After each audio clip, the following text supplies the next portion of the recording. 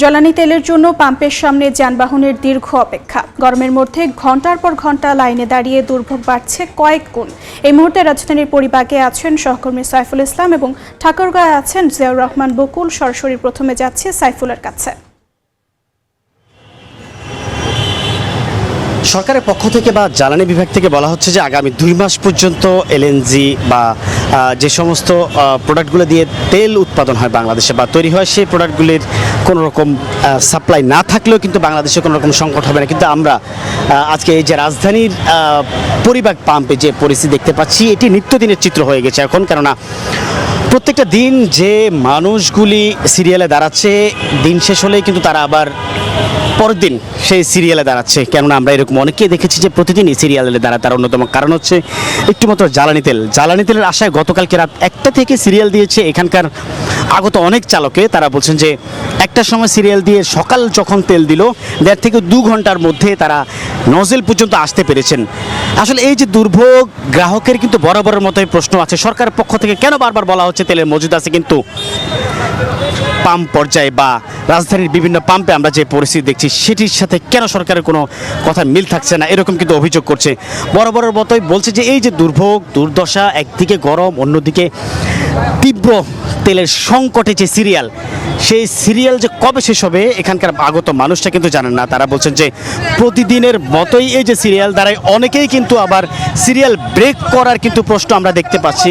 তবে এক পর্যায়ে অনেকেই কিন্তু বাক বিতণ্ডা আমরা এখনো পর্যন্ত শুনতে পাচ্ছি। যদি আমাদের ক্যামেরা কিছুটা দেখানো যায় যে এখনো পর্যন্ত কিন্তু সিরিয়াল ব্রেক করার কারণে কিন্তু মানুষের মধ্যে উৎকণ্ঠা বা বাক বিতণ্ডার কিন্তু তৈরি হচ্ছে। তার অন্যতম কারণ হচ্ছে যে অনেকে সিরিয়াল ব্রেক করে তেল নিতে চাচ্ছে। আসলে এই যে সংকট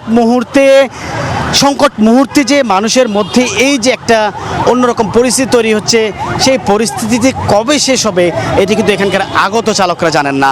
তারা চায় মুক্তি, তারা চায় ঠিকঠাকভাবে তেল নিতে পারবে, আগের মতো পরিস্থিতি যেন তৈরি হয়।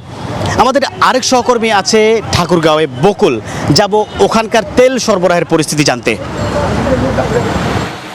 সারা দেশের মতো ঠাকুরগাঁয়ে যে তীব্র জ্বালানি তেলের সংকট, সেটি কিন্তু নিশ্চয়ই আপনারা এই দীর্ঘ লাইন ধরে যদি দেখেন তাহলে বুঝতে পারবেন যে জ্বালানি তেলের কতটা সংকট। এবং এই যে দীর্ঘ লাইন, এই লাইনে কিন্তু যারা যানবাহন চালকরা রয়েছে, অর্থাৎ যারা বাইক চালকরা রয়েছে, পাশাপাশি আমরা দেখেছি যারা প্রাইভেট কার চালকরা রয়েছে, তারাও কিন্তু এইভাবেই লাইনে দাঁড়িয়ে ঘন্টার পর ঘন্টা অপেক্ষা করে 500 টাকার তেল সংগ্রহ করছেন।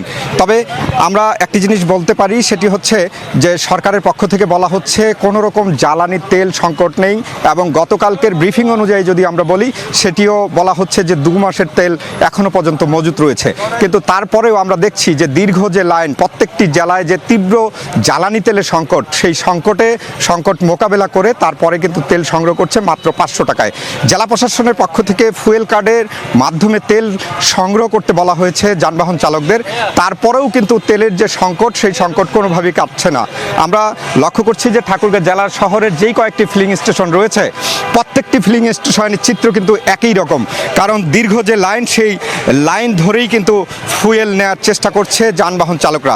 আমরা সব বলতে পারি যে ভোগান্তির যে চরম একটি পরিস্থিতি, মানুষ যে অতিষ্ঠ, সেটি কিন্তু রূপ নিয়েছে। তো এই ছিল ঠাকুরগাঁয়ে তেল নিয়ে সবশেষ পরিস্থিতি আমার কাছে। যুক্ত ছিলাম রাজধানীর পরিবাগ এবং ঠাকুরগাঁওয়ে।